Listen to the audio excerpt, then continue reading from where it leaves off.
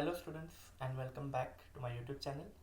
आज हम लोग एक नए चैप्टर के बारे में डिस्कशन शुरू करने जा रहे हैं जिसका नाम है diversity in living organisms. Okay, living organisms उसका मतलब ये होता है जो ऑर्गेनिजम्स जी रहे हैं। ऑलराइट, सो हम लोग लिविंग बींग्स किसे कहते हैं?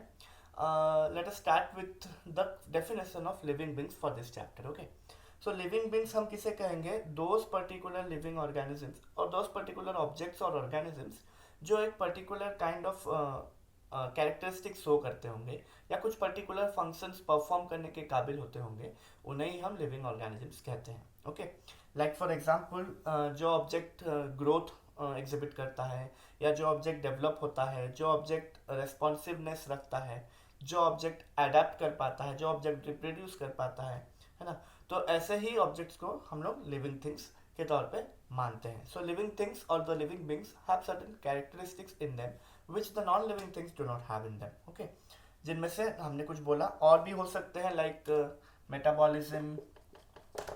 ओके, मेटाबॉलिज्म हो गया, सेलुलर स्ट्रक्चर हो गया, देन कॉन्शियसनेस। ओके, ग्रोथ हो गया, डेवलपमेंट हो गया, all these are there including with metabolism, consciousness and yes one more thing, this particular life span. कोई भी लिविंग ऑर्गेनिज्म हो उसका एक पर्टिकुलर लाइफ स्पैन होता है, and the function death. Death is also there in living organism, जो कि non living things में ऑफकोर्स नहीं होता है। Okay, so with this basic characteristics which we can see in any object, then only we can say that that object is living. So living organisms are defined as such. Okay, so then coming to the diversity of living organisms in this planet earth or this world. Okay, so what do you mean by diversity or simply biodiversity? Biological diversity को biodiversity भी कहते हैं. So diversity in this living world is called biodiversity, and it means the various range or various types of plants and animals which are in nature. जो इस nature में जितने भी type के प्लांट्स है, एनिमल्स है, उन सबको इंक्लूड कर दिया जाए, so it forms the biological diversity.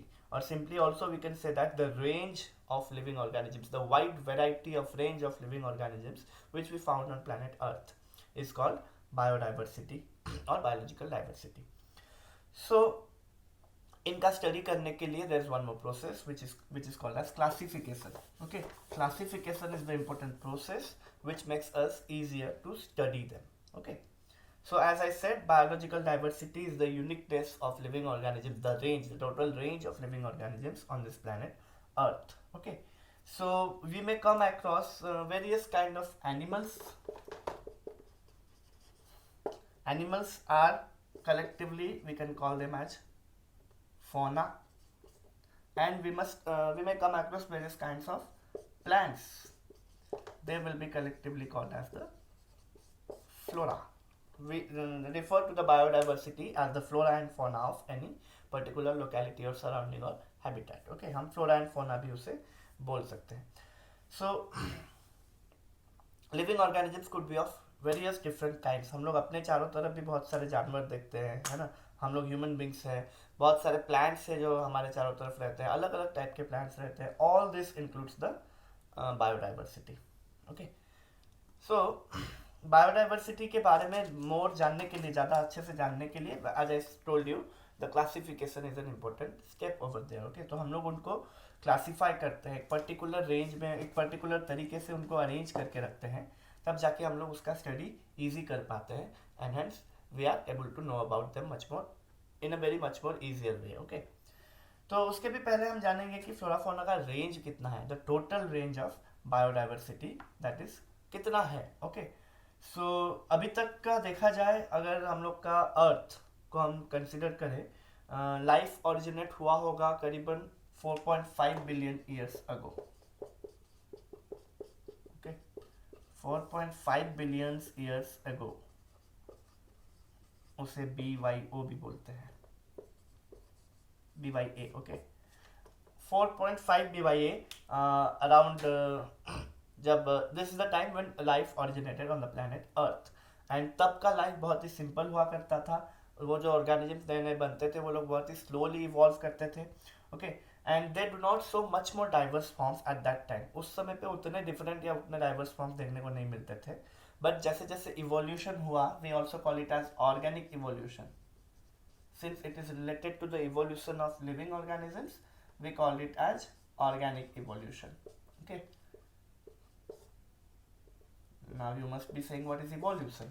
So evolution एक ऐसा प्रोसेस है जिसमें generation wise, generation after generation, organisms के कैरेक्टर्स चेंज होते होते जाते हैं, जिसकी वजह से फाइनली क्या होता है, एक नया ऑर्गेनिज्म इवॉल्व होके आता है, प्रोड्यूस होके आता है। Okay, that process is called evolution. So during the course of organic evolution हम लोग बहुत सारे लिविंग ऑर्गेनिजम्स को मॉडिफाई होते हुए देखते हैं और बहुत सारे नए नए ऑर्गेनिजम्स बनते हैं। So that range as I was talking about, the estimated range on this planet Earth nowadays is ultimately around 10 to 14 million. Okay, there are some around 10 to 14 million species which are present on planet Earth right now. Among them about 1.2 millions are documented. Okay, documented मतलब identified, organized जो भी है, that is about 1.2 million species are documented, and the rest 85%, around 85 to 86%, they are not yet described. Okay, उनका अभी तक description जारी नहीं किया गया है, उन्हें अभी तक आइडेंटिफाई अच्छे से नहीं किया गया है, like that. Okay, so we will be surprised to know that there are a large number of living beings, जैसा मैंने बोला। ओके, तो living beings they constitute the biota, उसे हम बोलते हैं बायोटा। Okay, BIOTA, biota. और अभी भी जैसे मैंने बोला, अनएक्सप्लोर्ड या undocumented, not yet described, it is around 86%। Okay, so उसे हम लोग एक्सेस भी नहीं कर पाए और अभी तक डिस्क्राइब भी नहीं कर पाए हैं। Okay, so this is the range of biodiversity. Now we will move forward to look about the arrangement of this biodiversity. इसे हम कैसे अरेंज करते हैं और किस तरीके से इजीली इनको स्टडी कर पाते हैं। okay? Like to study this various diversity effectively, what we need to do, it is necessary to arrange the organisms in an order, एक पर्टिकुलर ऑर्डर में, एक पर्टिकुलर तरीके से हमको ऑर्गेनिजम्स को अरेंज करके रखना पड़ेगा। ओके, लाइक जैसे कुछ बेसिक सिमिलैरिटीज होती है किसी किसी ऑर्गेनिजम्स में, तो उन्हें हम एक ग्रुप में एक साथ रख सकते हैं, और वो सिमिलैरिटीज के अलावा किसी और में कोई और कैरेक्टरिस्टिक्स है तो उसे हम दूसरे ग्रुप में, अलग ग्रुप में रख सकते हैं। Okay, in this way we do the classification of the living organisms. So वही चीज़ हम लोग अभी डिस्क्राइब करेंगे। फर्स्ट ऑफ ऑल मैं कुछ सिंपल एग्जांपल्स दे दूं आप लोग को, ताकि आप लोग को अरेंजमेंट ऑफ आर्टिकल्स के बारे में कुछ नॉलेज मिल जाए। ओके, लाइक हम लोग किसी भी शॉप में जाते हैं मार्केट में, so what do we observe, suppose एक मेडिकल स्टोर में हम लोग गए, तो हम उन्हें कोई भी दवाई मांगते हैं तो वो अपना पर्टिकुलर रैक या पर्टिकुलर कपबोर्ड के पास जाते हैं, उन्हें पता होता है कि ये दवाई मैंने यहीं पे रखी हुई होगी, so they will directly get it out of there, और हमें विद इन नो टाइम वो लाके दे देते हैं दवाई। यस और नो? सो ये इसलिए है बिकॉज उन्हें पता था कि ये दवाई यहीं पे रखी हुई है, मुझे आसानी से यहाँ पे मिल जाएगी, दैट्स वाई वो तुरंत जाते हैं और तुरंत लाके हमें ला देते हैं। सिमिलरली एक फ्रूट वेंडर्स के पास भी आप जाएंगे तो आप कभी भी ग्रुप ऑफ फ्रूट्स एक साथ रखे हुए नहीं पाते हैं, राइट? एप्पल्स उन्होंने अलग बंच किया हुआ होता है, ऑरेंजेस को अलग बंच किया हुआ होता है, केला अलग से रखा हुआ होता है, नारियल अलग से रखा हुआ होता है। So this is because they could also easily way them, एक साथ एप्पल्स को निकालेंगे, जितना हम बोलेंगे उतना वजन करके हमें तुरंत दे देंगे। लेकिन अगर वही सॉर्टेड नहीं होगा, सब कुछ एक साथ मिक्स करके रखा हुआ होगा, तो they will find one apple and then buy it, बहुत टाइम टेकिंग भी हो जाएगा, है ना? और सिमिलरली हमारा स्कूल का लाइब्रेरी अगर हम देखें, स्कूल में लाइब्रेरी में भी जो बुक्स अरेंज होते हैं, एक तो क्लास वाइज अरेंज होकर रखे जाते हैं, दूसरे सब्जेक्ट वाइज भी अरेंज होकर रखा जाता है। So the more the grouping, the more it will be easier for us to understand and identify something. Okay, so this is the importance of arrangement of articles. This is the need for grouping. Okay, इतने सारे species है, जैसे मैंने बोला 10 to 14 million species, उसमें से identified है इतने 1.2 मिलियन स्पेसीज अब तक के, है ना? सो उनमें से हम लोग को इजीली स्टडी करने के लिए डेफिनेटली ग्रुपिंग करना पड़ता है। Okay, about 1.2 million species of animals are there and about 0.5 million types of plants are there. Okay, this is the range of biodiversity in animals and plants which have been named and studied till now. अभी तक जितने named and identified है उसका range है 1.2 million types of animals and 0.5 billion types of plants are there which are identified and studied till now. Okay. सो ये भी estimate किया गया है कि at present there are 5 to 30 million types of organisms living. Okay, 5 से लेके 30 million तक के टाइप ऑफ ऑर्गेनिजम्स अभी हम लोग लिविंग है, ऑर्गेनिजम्स लिविंग है बोल के जाना गया है. Okay, so thus it is very difficult. हम लोग इतने सारे ऑर्गेनिजम्स को एक साथ स्टडी डेफिनेटली नहीं कर पाएंगे, ये बहुत ही मुश्किल का काम हो जाता है. ओके, तो अगर हम लोग स्टडी शुरू भी करते हैं तो बहुत डिफिकल्ट हो जाता है. अगर उसका जन्म डेट, कोई भी ऑर्गेनिज्म है उसका बर्थ से लेके आफ्टर इज बर्थ अभी तक का जो भी है, अगर उसे हम लोग स्टडी करने जाएंगे it will take very many time, बहुत ज़्यादा टाइम भी लगेगा. तो उससे हमारा टाइम वेस्ट तो होता ही है, लेकिन हमें प्रॉपरली नॉलेज भी सारे ऑर्गेनिजम्स के बारे में एक साथ नहीं मिल पाता है, right. So now what do, we divide them into groups and sub groups. Okay, हम उन्हें ग्रुप्स में डिवाइड करते हैं और फिर उन ग्रुप्स का हम लोग सब ग्रुप्स बनाते हैं.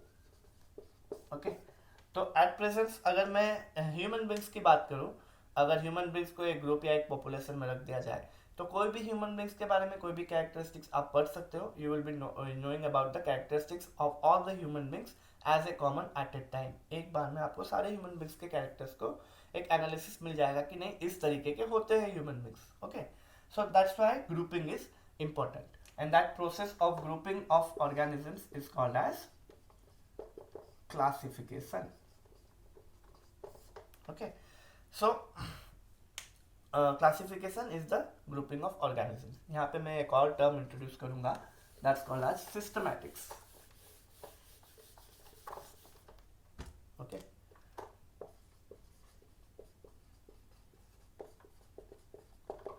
systematics, सिस्टमैटिकली जो काम होता है that's called systematic. Okay, so systematics को कैसे डिफाइन करेंगे? It is the science that will deal with the diversity of organisms. वो जो डाइवर्सिटी है उसके साथ डीलिंग करेगा. किस तरीके का डीलिंग करेगा? To recognise them and to describe them. Okay, the recognition of the diversity of living organisms and the describing them, and then after description we will arrange them or we will classify them in different groups. We will be basing on certain similarities of characteristics and dissimilarities of characteristics. Okay, जो characteristics में similarities या dissimilarities होंगी उसके basis पे हम लोग उनको classify करेंगे. फर्स्ट ऑफ ऑल हम उन्हें आइडेंटिफाई करेंगे. Okay, to recognize them and to identify them. Afterwards we will be classifying them. Okay, and that is called as and that branch of science which deals with all the studies is called as systematics. Okay, so the second step is the second one is the classification, the second term. Okay, classification. Classification means the arrangement of organism into groups or simply grouping is called classification. Another new term for you all guys is a nomenclature. Okay, nomenclature means naming of organisms. जब भी हम किसी organism को उसके classify कर देते हैं, उसको आइडेंटिफाई कर लिया हमने, उसका ग्रुपिंग हो गया, then we will be naming them. Okay, एक हर एक ऑर्गेनिज्म का एक हर एक इंडिविजुअल का एक पर्टिकुलर नेम होता है जो अलॉटमेंट किया जाता है उसको, एंड दैट नेम अगर वो साइंटिफिक नेम है दैट्स ऑल्सो यूनिवर्सल. ओके, तो आप दुनिया में कहीं पे भी जाओगे उस ऑर्गेनिज्म को साइंटिफिकली उसी नाम से जाना जाता होगा. For example like the human beings are named as Homo sapiens all over the world. Okay, Homo sapiens is the scientific name of human beings. They are named so all over the world. Okay, so the functional science which deals with this 3 steps: identification, nomenclature and classification. Okay, that is called as taxonomy. Okay, in Greek word taxos means arrangement. Okay, the term taxos which means arrangement. So living organisms को identify करना, उन्हें name करना, naming देना, and then to classify them into groups, that is all coming under taxonomy. Okay, so this is taxonomy and जो person जो study करता है, जो टैक्सोनॉमी के बारे में जानना चाहता है, जो टैक्सोनॉमी से रिलेटेड है, उसे हम लोग बोलते हैं एक taxonomist. And one such taxonomist was the father of taxonomy called as Carolus Linnaeus. Carolus Linnaeus is the father of taxonomy. Okay, Carolus Linnaeus ही वो पहले व्यक्ति थे जिन्होंने टैक्सोनॉमी के बारे में इंट्रोड्यूस किया था पूरे वर्ल्ड को. उन्होंने उसके ऊपर एक बुक भी लिखी थी and he was the first to name different kinds of organisms. Okay, so that's why उनको फादर ऑफ टैक्सोनॉमी बोला गया है, माना गया है. Okay, so moving forward towards the details of biological classification. How do we do it? Okay,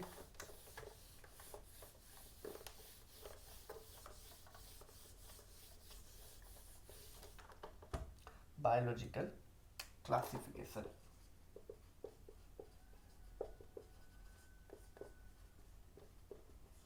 तो जैसे मैंने पहले भी बोला, classification means grouping them. Okay, so on what basis we will be grouping different kinds of organisms?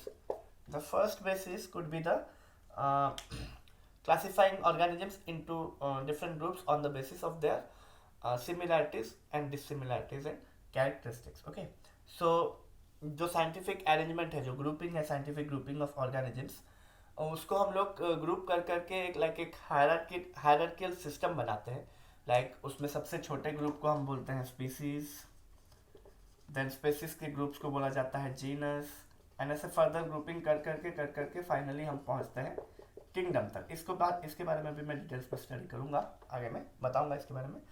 So before that, as I said, the basis is that they will be classified on the basis of their characteristics, their basic characteristics. Okay, जो characteristics similar होंगे किसी organisms में तो उन्हें हम एक group में डालेंगे, और अगर different है characteristics तो हम उन्हें दूसरे ग्रुप में डालेंगे. Okay, so ये जो natural classification होता है on the basis of their characters, ये सबसे पहले किया गया था और एक साइंटिस्ट थे जॉन रे, 1627 to 1705. Okay, John Ray was the first to classify organisms, and together with that, as I said, Carolus Linnaeus. Carolus Linnaeus, 1707 to 1778. These two were the scientists to do it earliest. Okay, so जो John Ray ने किया था classification system, उसको modify किया गया by Carolus Linnaeus after his death. Okay, so it was like a legacy continued by him after him. Okay, so that's why he is known as the father of taxonomy, and the main basis is similarity and dissimilarity of characteristics only. Okay, so now let us know about that hierarchy जो मैं बता रहा था इधर. Okay, सबसे पहले आता है species, then there is the genus, then a genus group will be called as a family. A group of family will be called as an order. A group of order will be called as a class. Then group of class will be called as phylums. And lastly we will be having the kingdom. Okay, so these are the different categories in which the organisms are grouped, and this categoric arrangement is called as a taxonomic hierarchy. Okay, taxonomic hierarchy. This taxonomic hierarchy tells us about the different groups which are placed in there, and कैसे हम लोग organisms को अलग अलग groups में divide करते हैं based on characteristics, based on similarities and dissimilarities in characters. So ये टैक्सोनॉमिक हायरार्की देख के हमें पता चलता है. ओके, इसमें अलग अलग ऑर्गेनिजम्स का ग्रुपिंग हम करते हैं, और ये जो एक एक टर्म्स यूज किए गए हैं, species, genus, family, order, class, division और फाइलम और किंगडम, इन सबको हम लोग एक एक टैक्सॉन बोलते हैं या रैंक बोलते हैं. ओके, टैक्सॉन या रैंक. तो this is the term. Usually हम लोग डिवीजन टर्म जो है यहाँ पे वो प्लांट्स के लिए यूज करते हैं, और जो फाइलम टर्म है हम लोग एनिमल्स के लिए यूज करते हैं. Okay, so this is the taxonomic categories, अलग अलग कैटेगरीज जिसमें ऑर्गेनिजम्स को ग्रुपिंग किया जाता है. Okay, now what is the importance of this classification? So the importance is, first and foremost importance is to make the study of organisms easier. Then it will help in identification of organisms in a better way. Then it will help to group all the organisms which could not be studied individually. जिनको हम लोग individually study नहीं कर सकते, तो हम लोग एक ग्रुप के बारे में एक ग्लांस ले लिया हमने, तो हमें पता चल जाएगा कि उस ऑर्गेनिज्म का ये कैरेक्टरिस्टिक्स हो सकता है. ओके, उस रिप्रेजेंटेटिव को हम लोग स्टडी करके पूरे ग्रुप के बारे में जान सकते हैं. Then it will be giving us relationships among different organisms. Like I said, a group of species considers get under a genus. तो उस related species के बारे में हम लोग क्या उनका रिलेशन है वो भी हम जान सकते हैं by studying about this classification. Okay. Then it will give us the knowledge about organisms of a particular locality. एक particular locality में किस किस टाइप के organisms रहते हैं वो हम जान पाएंगे. Okay. And also it will provide information about the various organisms in increasing complexity. Like single cell organisms होते हैं, उनके एक अलग ग्रुप होते हैं. देन कैसे कैसे मल्टी सेल ऑर्गेनिजम्स उससे इवॉल्व हो के आए हैं, क्या क्या कैरेक्टरिस्टिक्स चेंजेस होते हुए आए हैं. All this we can be knowing by studying about classification. Then it will also provide information about development of biological sciences, जैसे हो गया बायोजियोग्राफी हो गया, इकोलॉजी हो गया, बिहेवियरल साइंस हो गया, अप्लाइड बायोलॉजी हो गया. अप्लाइड बायोलॉजी में भी और भी बहुत सारी चीज़ें जा सकती है, एग्रीकल्चर हो गया, एनवायरमेंटल बायोलॉजी हो गया, एवरीथिंग. सो इनके बारे में हम लोग नॉलेज गेन कर सकते हैं from studying classification. Okay, yes, so this was all the importance of classification. Now we will know the actual meaning of the term nomenclature or naming of organisms and how in biological world different organisms are named. We will get to know today. Okay.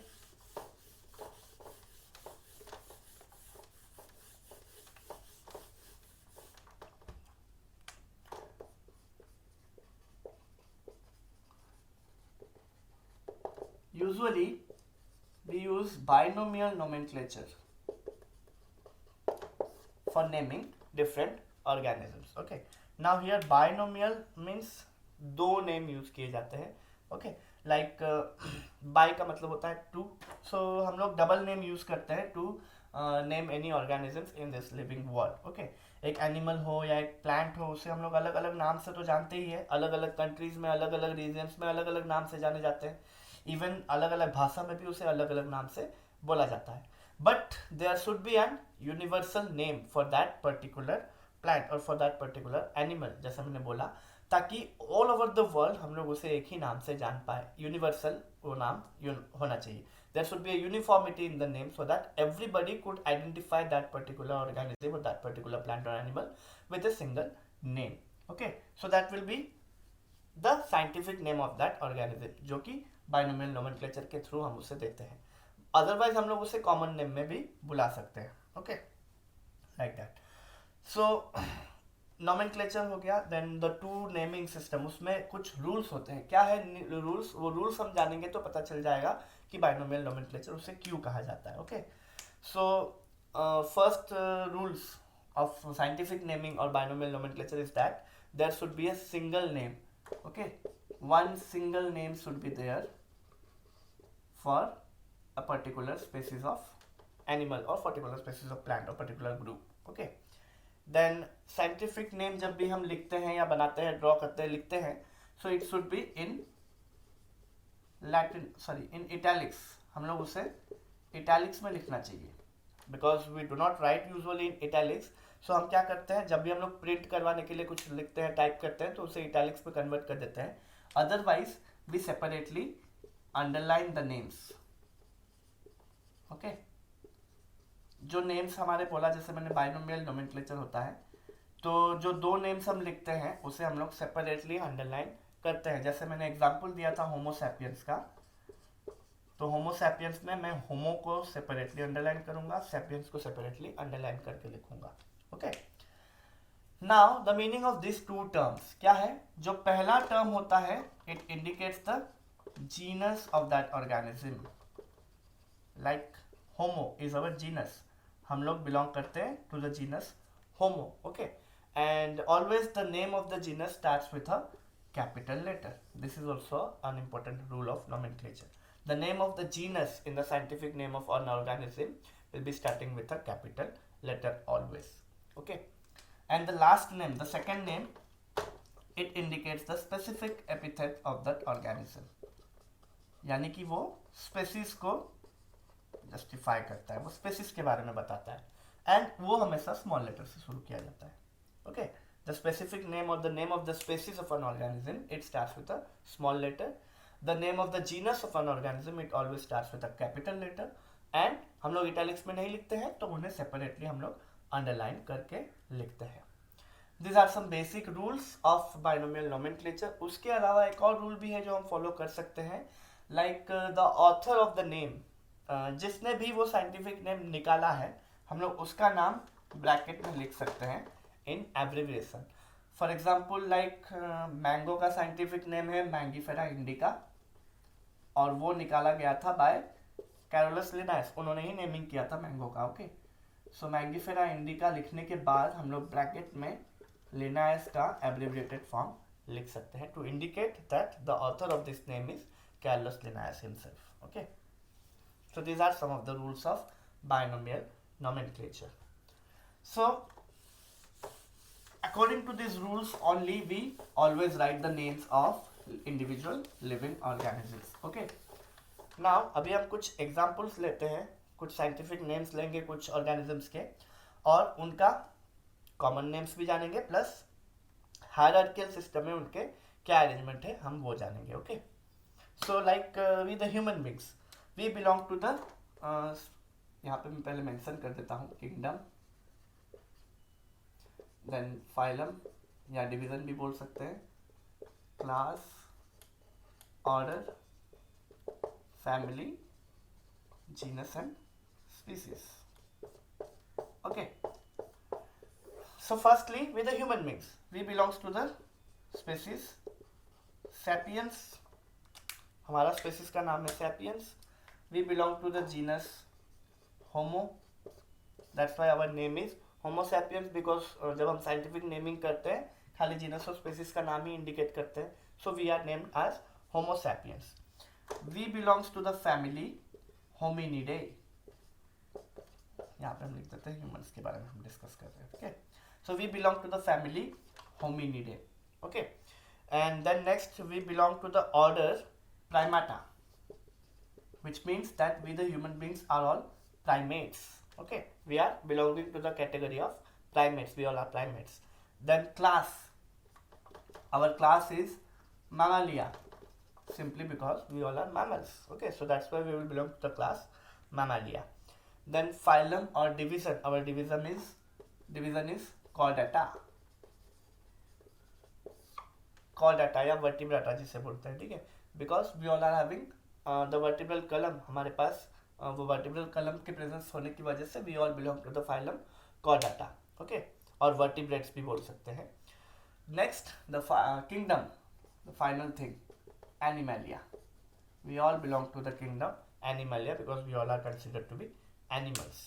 Okay, ऐसे ही हम लोग एक plant का example लेते हैं, suppose wheat. If we consider wheat, okay, wheat का scientific name होता है Triticum aestivum. Okay, so in that way the species name will be aestivum and the genus name will be Triticum. हमेशा note करना capital letter genus and small letter species. Okay, species का नाम small letter से शुरू होता है. Okay, then coming to the family, the wheat it belongs to the family Poaceae. Poaceae, C-E-A-E. Okay, Poaceae family. Then coming to the order, it belongs to Poales order, P-O-A-L-E-S, Poales order. Then class, wheat is a monocotyledonine.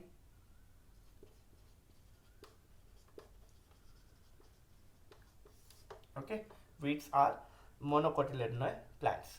Then coming to the phylum or division, here in this case division, that is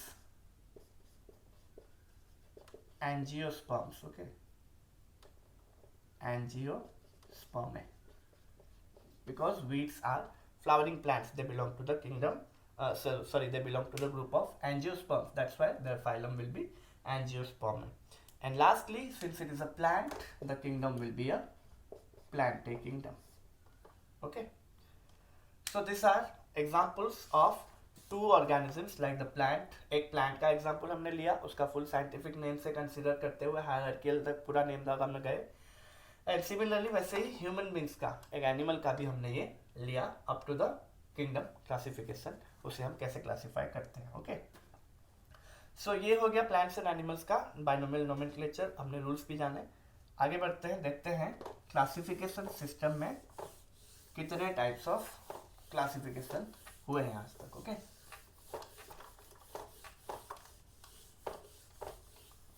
Mainly, first of all, when there was no classification system, the earliest one of them was the two kingdom classification system.